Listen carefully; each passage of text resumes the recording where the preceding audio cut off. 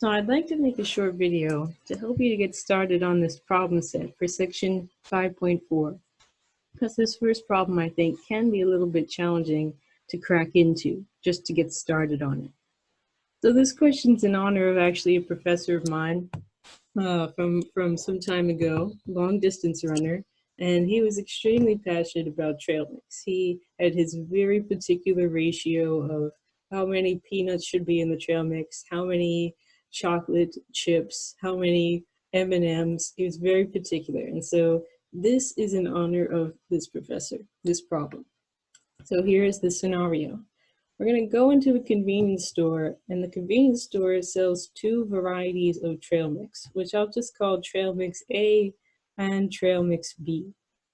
Now, trail mix A has, relatively speaking, quite a bit of chocolate compared to the amount of peanuts. For every single pound of trail mix A you buy, you walk out of the store with 0.7 pounds of chocolate and 3 pounds of peanuts. So roughly 70% chocolate, 30% peanuts. Now compare that to trail mix B. If you prefer peanuts and you don't want quite as much chocolate, then you can get trail mix B, which has 0.6 pounds of peanuts, 60% peanuts, 0.4 pounds of chocolate, 40% chocolate. However, what if you're like my professor and none of these ratios are quite right? What if you would like a collection of trail mix, which is, say, exactly 33% peanuts and 67% chocolate? How would you buy a combination of trail mix A and B to get you exactly the variety of trail mix that you want? That's what this problem is about. So we're just going to take this one step at a time. And this question, really my recommendation is to take this question one step at a time and not to try and answer all the steps at once. Try and do the bare minimum here to meet the requirements of each individual part of this problem. So take, for example, part A. It says, so just pretend that you went into the store and you got 5 pounds of this first trail mix, and you got 10 pounds of the second trail mix. If you do that, how many pounds of peanuts are you going to get in total from that transaction? So let's try this together. I get 5 pounds of trail mix A. So I'm going to put a 5 here. Now if I get 5 pounds of trail mix A, and trail mix A is roughly speaking, exactly I should say, 30% peanuts. Then if I take the total amount of trail mix that I purchased of variety A, and I multiply that by 30%, I'll get the amount of peanuts from trail mix A. Let me make a little mark here. This is peanuts from trail mix A, TMA for short. Now if I go in and buy 10 pounds of trail mix B at 60% peanuts, if I multiply 10 by 60%, then I'll get the total number of peanuts from trail mix B, from TMB for short. I'm not even going to combine this. It will actually be more useful to me in the current format.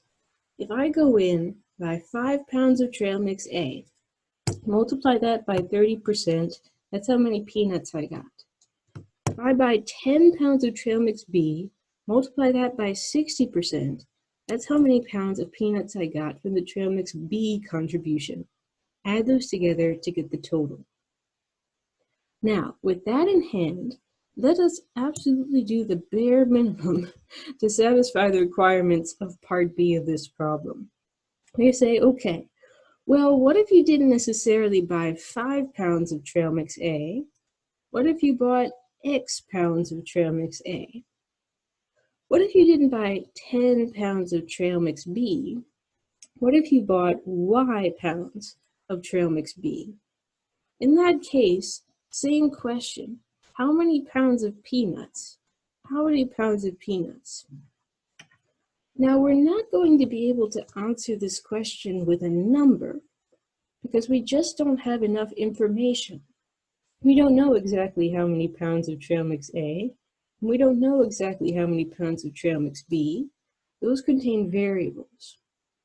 So our final answer will contain variables as well. Now here's the secret. This question is identical to question A, with one modification. 5 and 10 have been replaced with X and Y, respectively. But the idea is the same as it was before. If you want to know how many pounds of peanuts you've gotten, take the number of pounds of trail mix A and multiply that by 30%. Take the number of pounds of trail mix B, multiply that by 60%. Add those together, and all in total, that's the number of pounds of peanuts that we have just purchased. Now, we have done the bare minimum requirement to make part B happy. Let's make the bare minimum to make part C happy. Write an equation that expresses the goal. I want to buy 1 pound of peanuts. Now, if I want to buy 1 pound of peanuts, I want the number of pounds of peanuts that I bought to equal 1. So all I have to do is grab this expression from part B. The number of pounds of peanuts that I purchase should be equal to 1. This equation would express the goal. I want to buy 1 pound of peanuts. Now let's stop there, because this question didn't ask me to solve anything. It just said write an equation down, and I've done that. Okay, so that concludes my overview to help you get started on parts A through C. The next couple of parts will be very similar. It's just that it will be talking about chocolate instead of peanuts. And so you'll be looking at these figures and percentages on the right-hand side.